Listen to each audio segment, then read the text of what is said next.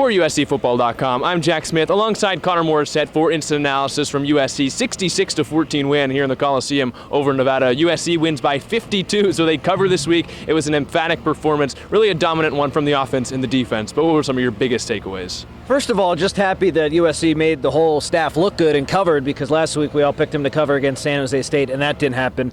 Initial thought, really couldn't have asked for a better game.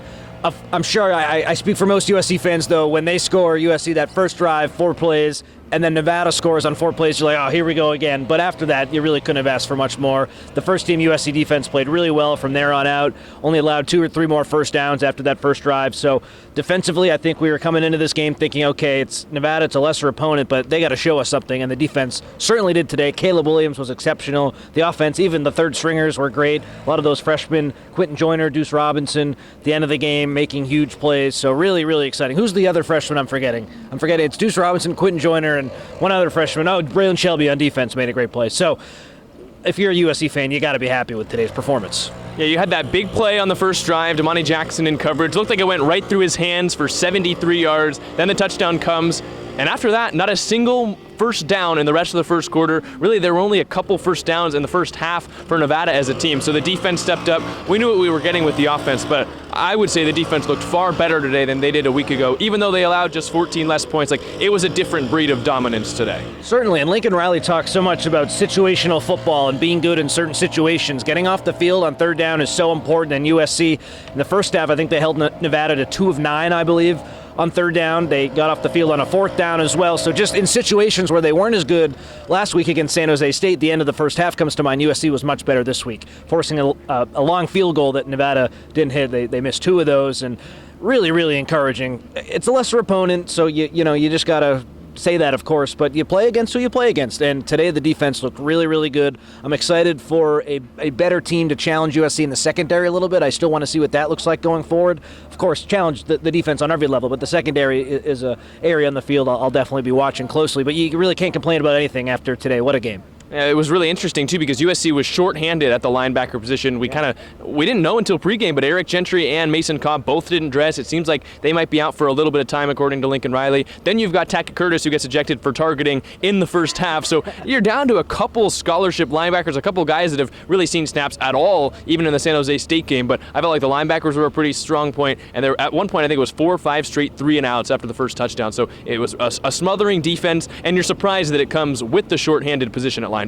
You're absolutely right, and I hope that's not too big of a concern going forward. Hopefully Gentry and Mason Cobb are able to come back soon. But yeah, Shane Lee leads USC with 10 tackles. He was all over the place. He had a great game. And then Raesjon Davis, a lot of fans and myself, I tweeted this earlier in the week. He looked really good against Tulane in the Cotton Bowl. He looked solid on the 2 drives he had against San Jose State last week.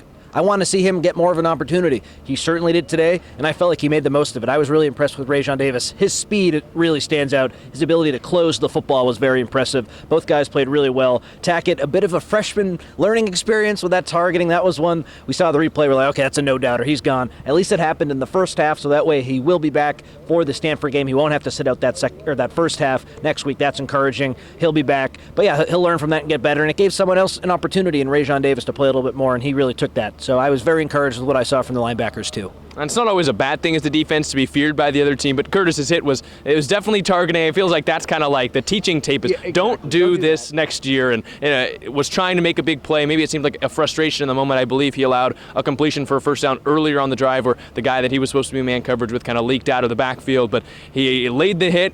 Everyone kind of watches like, whoa, he knocked the guy's helmet off. Then you realize, why the helmet popped off. But I think you're right. The linebackers played exceptionally well. And kind of as we were talking about the entire week, whether it was on Instant after the game against San Jose State, a couple of tunnel vision shows saying this front 7 is going to show up, and when they do, this USC defense will look different. Today was the day that they showed up, they stopped the running backs in the backfield, they got to the quarterback. How impressed were you with the pass rush and the run defense from the front 7? Oh, so impressed. 10 tackles for loss, 5 sacks, even Braylon Shelby, a guy who you got to be excited about after tonight, getting in, strip sack. Stanley Ta'ufo'ou comes in and picks it up, scoop and score. That was awesome to see. So you weren't only getting great plays from the guys you're going to rely on all year long, you were getting some good plays from some guys who maybe are in insurance policy for later in the year. And who knows, maybe Braylon Shelby played so well today that you'll see him down the line. But I mean, Bear Alexander had a great push on that 1 third down earlier in the game that led to a punt from Nevada. He was great. Jamil Muhammad had that early sack, forced another punt. really encouraged by what I saw from him. Solomon Byrd got in on a couple plays. So, yeah, that front seven after last week only having the 1 sack, 5 today, the 10 tackles for loss, really, really encouraging. And that's what we said on television. You just mentioned it too, Jack. What were we looking for them to do on the pregame show that we did Thursday? Wanted to see more because we knew the Nevada offensive line was really inexperienced and, let's be honest, not really that talented. The fact that the USC defensive line was able to come in and make all the plays they did, that's got to be really encouraging. And as a guy who covers the team, I'm encouraged by it too. Yeah, we'll have to go back and look. At least watching from the booth, I thought I saw, too, that there were a couple more opportunities for USC to land sacks, and I thought holding flags could have been potentially thrown on the offensive line for Nevada. That was really just chasing the USC defenders behind the play a lot. We'll have to go back and watch it and see that, but it looked like there were just a lot of pressure, maybe even more avenues for more than 5 sacks, which is crazy enough to say. Like, they got a lot of pressure in week 1, didn't really get to the quarterback this time. The rush lanes were more secure. They bottled up the quarterback, Brendan Lewis, a lot more. Eventually, they bottled up the second quarterback, Bianco, as well, and they were kind of all over. I asked Solomon Byrd, too, like, do you feel like the rush lanes were more secure? Was that preached in practice? He said it was one of the main things they focused on, and he just said, really, when everyone is in the right spot, that like they're able to bring the quarterback down and bottle him up more, and I think that's what USC fans should be excited to see from the defensive line, as opposed to everyone kind of going crazy, showing they can get pressure, letting the quarterback escape. This was a much more one-unit pass rush than just a bunch of different individual guys. And San Jose State's a better team, but last week some of the breakdowns that allowed Chevin Cordero to make plays, you didn't see that today. And Lewis, the quarterback, Brandon Lewis, for Nevada, he's a runner as well, and he couldn't really run the way Cordero did. Different player, and it's an apples and oranges comparison, but that's what you want to see. You want to see an improvement from the previous week. Like I said earlier, you play against who you play against, and today, USC, they contained the running quarterback much better. They really contained everyone much better defensively. That's really encouraging. There were 2 big plays, I think, kind of define the day for the defense. They only allow the 14 points, but it comes on 2 drives with a 70-plus yard completion, and I think a lot of people might put that on the secondary. Are you concerned about that at all for USC going forward? Is that something you feel like they need to address, or is it just, Nevada was able to strike on a couple plays, USC will work on it and try and fix it in the future?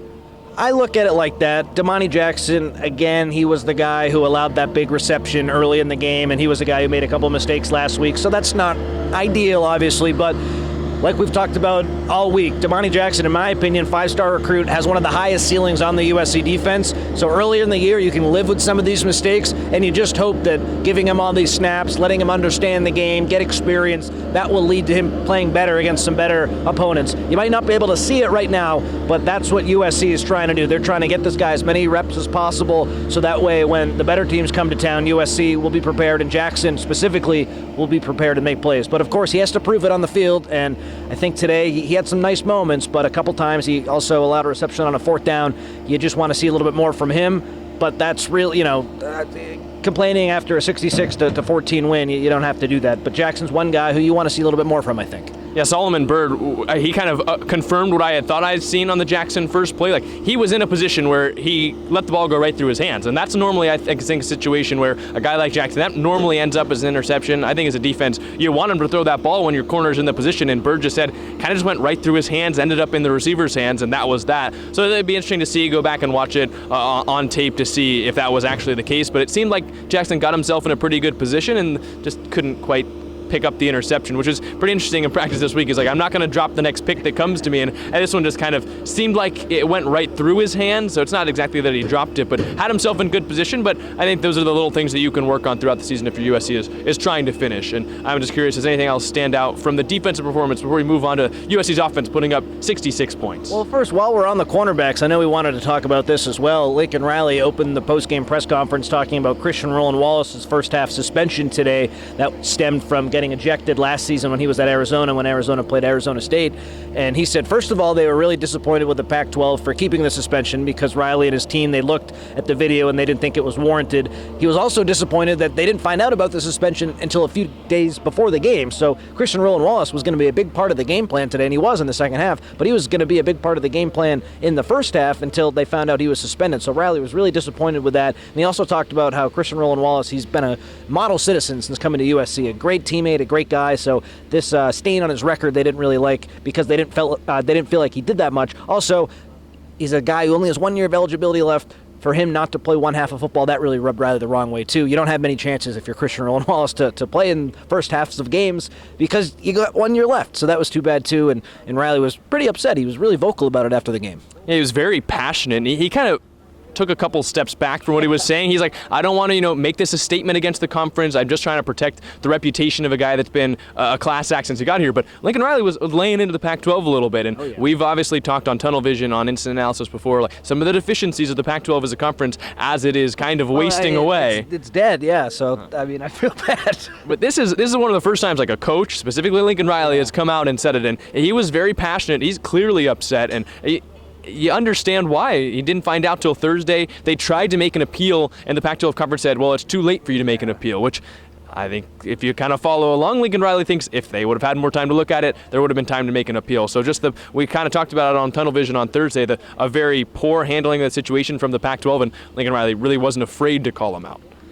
And it sounds like, based on what they saw on video, that it was warranted. I don't even know why he was ejected. I'm not an expert on this play, though. I haven't even watched it, so I'm just taking Coach for his word on that. But yeah, I mean, the Pac-12, if you thought they were incompetent before, now they only have 2 teams, and it's a dead conference. So I guess I kind of understand why they were just like, you know what, we already ruled on it. What's done is done. But yeah, you'd hope that would change, and maybe part of why he was suspended is part of why they're a dying conference. Is that a step too far? That just the incompetence has been going on for a long time now, and I mean, look what's happened. The conference has 2 teams, and there's no such thing as a Pac-2. They're going to go to the Mountain West, I think. So I think that just says a lot about the Pac-12 and where everything is. I think it sucks, too. It comes on a very successful day for the Pac-12. A lot of blowouts by Pac-12 teams. You had Colorado beating TCU. So it's an interesting situation that we'll follow up on. But Lincoln Riley, clearly passionate about the topic. And, he didn't even let the players come in for the press conference. He started with that, took a couple questions on it, and then welcomed all the players in. So he wanted to devote his time to that. And it was clear he was passionate about it. But let's get to the offense. 66 points put up by USC. That's tied for the most they put up under Lincoln Riley in any game if you look back at the Rice game last year. But that game they had 3 pick sixes. This they get the 1 defensive touchdown, but the rest of that was the offense. It was about 3/4 of Caleb Williams. Then Miller Moss came in the third quarter late, and they got the entire fourth quarter. The offense really never missed a beat. You had freshmen scoring. You had some of the veterans like Taj Washington scoring. New guys like Marshawn Lloyd. What stood out to you most about this offense? Well, just the speed of the scores on their first 4 touchdowns. They didn't have a touchdown drive that was over 4 plays. I think it was 3 that were 4 plays and 1 that was 3 plays. So it was just a blitzkrieg. Caleb Williams is so good. The receiving core is so deep. I want to focus on the offensive line to start, though, Jack. I was blown away by how much time Caleb Williams had. And even when the plays would break down and he'd be back there for what seemed like 8-9 seconds, the offensive line held up, and that allowed Caleb to dance. And he had a couple of fantastic plays. Rolling out to his right, he found Dorian Singer early in the game, and the Brendan Rice touchdown, that was another magnificent play where he rolled out to his right. The offensive line, we heard all week about how Josh Henson saying, I want to see more. I want someone to deliver a knockout blow, and when someone does that, they'll start. I thought today we saw some knockout blows from some guys. I thought Jared Kingston was really consistent. You didn't hear his name called for any penalties. He played a lot. I really like what I saw from him. Jonah Monheim continues to amaze me, and he looks like a first-round pick in my opinion, so there's a good chance that Williams, of course, will be if he elects to go, and Monheim looks like one to me as well. He projects as a guard, but he's playing left tackle. The offensive line, I had some questions about them coming into this game, and they answered all of them. They were really, really good, but we can talk about a whole host of things, Jack, because the USC offense today was dynamic and was so good. Yeah, I thought they were really good running the ball, and rewind the tape on that Brendan Rice touchdown. The real highlight on the play is Mason Murphy. I mean, a guy that's in rotation for right tackle, and he was holding up his guy, not holding, but holding him up, like not letting him go anywhere because he was blocking him so hard for 8 seconds on that play, and Caleb just he's like, well, I'll be on your left side, and then I'll be on your right side, then I'm going to run a circle around you, and then I'll throw the touchdown, and it's a one in a long line of just amazing things that we have seen Caleb Williams do. You mentioned the first play to Dorian Singer, a play Lincoln Riley said himself, I was yelling at him, throw the ball away, and he said, well, this is one time I'm glad he didn't listen to me. But it's kind of, even Lincoln Riley doesn't think Caleb can make some of the plays that he makes. It kind of leaves everyone in disbelief. But also, you kind of expect it now. 5 touchdowns, and it feels like no one's batting an eye on a Caleb Williams performance where he ties Matt Barkley for the school record for most 4-touchdown games, and 31 less games played than Barkley, adds another touchdown for good measure, and he's out of the game before the end of the third quarter. And you try to get Lincoln Riley to say something nice about his quarterback after the game. It's like pulling teeth. He even had to say, I wouldn't say that I'd say Caleb isn't playing that well. He's playing great, but there's a room for a lot more improvement. So the standard that Lincoln Riley holds his Heisman Trophy winning quarterback to is exceptionally high. And that's, I think, is really interesting, because if I'm coaching Caleb Williams after the game that he played today, I'm saying, look, he's the best quarterback in the country. He's amazing. Look at what he did out there. Oh, my goodness. Lincoln Riley, yes, he doesn't say many good things about his quarterback. And I think that just speaks volumes because he knows how truly talented Caleb Williams is. He thinks he can get to another level. And the season, it's not going to be determined based on what happens these first 2 games. USC, they had very, very high expectations and high goals. And if they accomplish those goals, I bet we'll hear a lot about Caleb Williams from Lincoln Riley. But the goals have to be accomplished first. They haven't done anything yet, in Riley's eyes. And I think that's really interesting. Yeah, the most he said about Caleb Williams was, he's got to do better. Yeah. That was the quote. And it's like, well, he may be watching a different player than we all are, but the USC clearly wants to do more than I think. They realize it's only 2 games into the season. They realize that they will run into tougher opponents, even if they're not going to, say that they're playing a lower level of competition now through the first couple of games. But we'll see when Stanford rolls in and the season starts to get going if USC faces more adversity on the offensive side. But through 2 games, it's really been smooth sailing. One player that was very impressive was included in the post-game press conference as well, alongside Lincoln Riley and Caleb Williams, was Marshawn Lloyd, who maybe don't want to call the competition yet, looked truly like USC's number 1 option at running back today and really kind of made people forget about Austin Jones. He wasn't playing much throughout the entirety of the game. It was a lot of Lloyd, whether it was running, blocking, or receiving. Lloyd had himself one heck of a game in the Coliseum. He's a complete back, 2 catches for 59 yards, I think, and then I think he averaged like 10 yards a carry on 7 carries, I believe. I might have to look back at the numbers. Picked up that huge 4th down, too. Not that it would have swung the game or anything, but I think it was 4th and 1 for USC at their own 42, and then he picked up 8 yards, I believe, to get to midfield. Just a play that, we'll forget about it in a day, but that was really significant, picking up a 4th down in your own territory. Tonight, he looked like a guy USC could really rely on, which is really important because last week he talked about how he didn't start very well, and this week he took the coaching and he played really well the whole game. So I think maybe early in his career he wanted to do too much and make an impression, and now he's settled in, looked really good. I'm excited to see what he does against Stanford, against Arizona State, against Pac-12 teams because he looks like a really special player. It's kind of been a highlight back in 2 different weeks for USC. First game against San Jose State, Austin Jones has 2 touchdowns. This time it's Lloyd with 2 total touchdowns. So it'll be interesting to see how that running back room shakes out. But if USC ends up with 2 backs that they can rely on, which is kind of what they had last season, and then when Dye went down with an injury, Jones stepped up. That could be a situation that you like to see, but USC wants the competitive depth, and running back was a position. It's like, well, we'll see. You could also maybe say they've got 3 guys with Quentin Joyner being one of those freshmen to score. We'll be able to get more into individual performances on tunnel vision. With 66 points put up, it's hard to highlight everyone that scored a touchdown when there are so many, but the running back room is certainly shaping up to, I think, be one of the better rooms on USC's team in general. Absolutely, and if Lloyd isn't performing well one game, then you have Austin Jones, and you're right. One game it was more of a Jones game, tonight was more of a Lloyd game. It'll be interesting to see if that continues, or did Lloyd perform so well tonight that he kind of grabbed the starting job.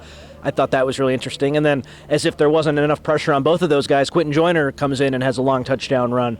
Everything tonight for USC's offense really looked good. A couple drives, early in the game where they stalled, but 5 touchdowns in the first half, you can't complain about that. I think you could look at it in a similar way at the wide receiver room as well. Taj Washington, 3 touchdowns through the first 2 games. He seems to be Caleb's guy to go to in some of these bigger situations, and there's been an opening for that after Jordan Addison left. We're wondering who's going to be Caleb's go-to guy, whether it's 3rd or 4th down, maybe they're in the red zone. Taj Washington is making some excellent plays as a receiver, as a blocker, and it seems like he might have stepped into that role. Of course, there are so many good wide receivers, and we'll see how it shakes out, but Washington, a guy that was included in that post-game press conference as well, clearly an impressive second game, and he's been the best USC receiver through 2 games. And he's the guy you kind of forget about, a transfer a couple of years ago. Brennan Rice has the big size, the speed. Dorian Singer, the sexy transfer from Arizona, did so well a year ago. Zachariah Branch, the 5-star freshman with so much potential. A whole host of other guys. Kyron Hudson, the MVP of fall camp, according to Lincoln Riley. But the guy who returned the most production from last season, Taj Washington, what is he doing? He's producing the most this season. Not that anyone wrote him off, but we shouldn't have forgotten about him because he had such a big year last year. Really glad to see him doing what he does, which is just produce. USC did have a couple injuries. Gino Quinones went down. You also had Anthony Lucas get banged up for a bit. I don't know whether he came back into the game or not, but those are 2 injuries to monitor. I believe Quinones was carted off of the field, which in a week where he opened up so much, during his interview, it sucks to see for the guard who started last week, didn't get the start this week, but got into the game. Looked like he went down on a touchdown play in the first half. So we'll see with those 2 injuries. But as you mentioned, kind of at the top of instant analysis, you can't complain much about the way this game went if you're a USC fan. Kind of one of the better performances that you could ask for. A 66-14 win. The offense was good. The defense was good. And as it's starting to rain, do you have any final thoughts so we can wrap this one up? Yeah, I don't want to get the camera wet. Just the freshmen, what you saw from them at the end, Shelby, we mentioned off the top, Deuce Robinson and Quentin Joyner. These guys are coming in and they're contributing right away against Nevada backups or starter, whatever, but against a real team. They weren't. It's not high school anymore. It's not potential. They're doing it for real. So that's got to be really awesome if you're a USC fan to see too. The freshmen who were so highly touted coming in and showing why they were.